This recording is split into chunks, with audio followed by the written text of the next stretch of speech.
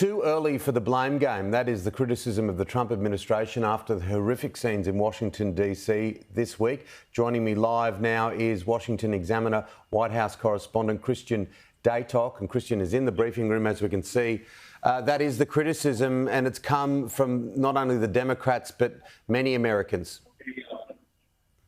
It is. No one really expects to deal with a tragedy this quickly into a term in office. But let's not forget, this is Donald Trump's second crack at the apple. That being said, after that tragic plane crash occurred Wednesday night, there were a lot of folks on social media blaming Donald Trump's freezing of federal hires, specifically at the FAA, for potentially contributing to the accident. Fast forward one day, Donald Trump comes in the briefing room, speaks to reporters, and he puts the blame fully on DEI. That's diversity, equity, and inclusion initiatives that he claims lowered standards for hiring at FAA and other agencies, Tim. So it's still very early after this tragedy has happened. But again, a lot of fingers being pointed on both sides of the aisle before the dust has even settled. It was very jarring, wasn't it, for many people to hear those words while first responders were still working in a frigid Potomac River?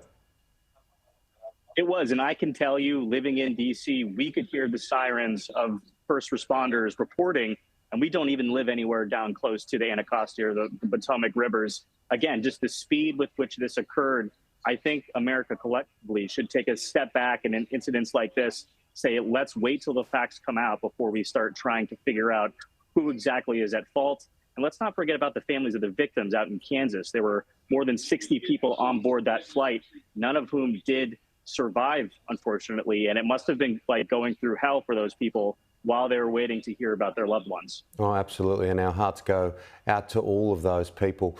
Now, changing subjects for a moment, Christian, the first 2 weeks of the Trump administration, you've been there, you've been watching it up close. It's been a bit of a Hollywood thriller, really, if you look at it, and it's hard to look away.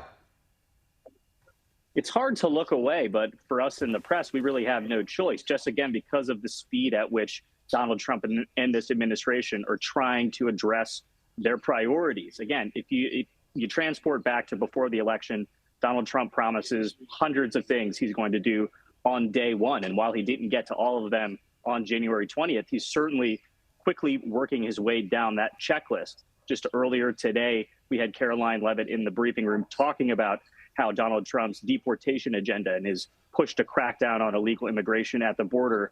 She was showing immigrants in America with criminal records who are here illegally, who have been arrested by the administration, who are in the process of being deported.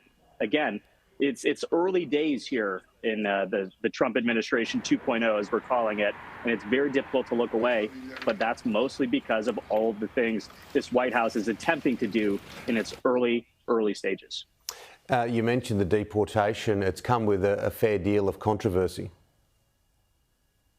It has, and we know that was going to be the case. I mean, Donald Trump's immigration priorities and policies were heavily criticized by other people on the Democratic side of the aisle, not only during his first term, but during his 2024 campaign. And again, let's not forget, this is really stretched back to 2022. He ran for 2 years because he announced just days after Republicans won a big majority in the midterm elections. And again, I do think the way that the Trump administration has sort of telegraphed their punches, none of this is a surprise. So Democrats are sort of having trouble trying to rally around and express the same sort of outrage and even energy in resistance that they did during Trump's first term. Finally, Christian, and we expected this, there's been sackings at 10 paces in the Justice Department. That's correct. And again, Donald Trump had told us before he entered office, I'm going to not only cut the federal bureaucracy, but some of his allies had suggested the Trump loyalty litmus test is going to be a primary way of figuring out who is going to be working in this administration, even though a lot of those agency jobs are traditionally held by career civil servants, career bureaucrats. The information is clear that's coming out of this White House. They want to be able to implement the president's agenda. And if you're going to potentially be a roadblock on that, you can hit the road. Christian, you're definitely right on the spot there. It is always great to chat. I look forward to talking to you soon. Thanks, Tim. Be well.